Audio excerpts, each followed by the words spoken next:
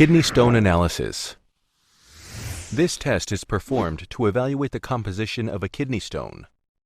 As this test is ordered when a stone has passed through or has been removed from your urinary tract in order to determine the cause of its formation and to guide treatment. The sample required is a stone or stones filtered from your urine or surgically removed from your urinary tract by a healthcare practitioner.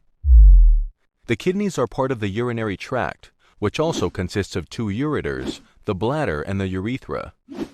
The kidneys filter waste out of the blood and produce urine, which is transported from the kidneys to the bladder through the tube-like ureters. Urine is eliminated from the bladder through the urethra as a continual daily process. Kidney stones are small, hard masses that form within the kidneys and cause problems either because they grow large enough to obstruct urine flow or because they become dislodged or break off and begin to travel from a kidney through the ureter. They can cause temporary obstruction, but also stretch, irritate, or damage the walls of the ureters.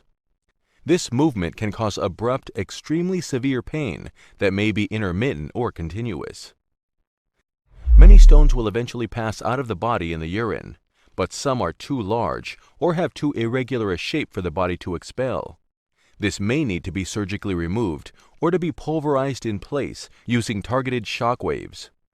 Then the smaller particles and fragments that remain can then pass through the urinary tract. Stones can develop for several reasons, but the most common is because there is a high concentration of a particular chemical in the urine that is no longer soluble and precipitates to form crystals. Depending on how much and what type of material crystallizes and where it forms, a kidney stone may be round, sharp and pointy, or irregular. It can range in size from a grain of sand to bigger than a golf ball. The composition of the stone depends upon what excessive amounts of chemicals are present. It may be all one chemical compound or have different chemicals in different layers. Not everyone who drinks too little liquid or who has an excess amount of a chemical in their urine will form kidney stones. Some stones will form in people for other reasons. Those who have had one kidney stone are at an increased risk for developing additional stones. Al Borg Medical Laboratories. Watch more at our YouTube channel.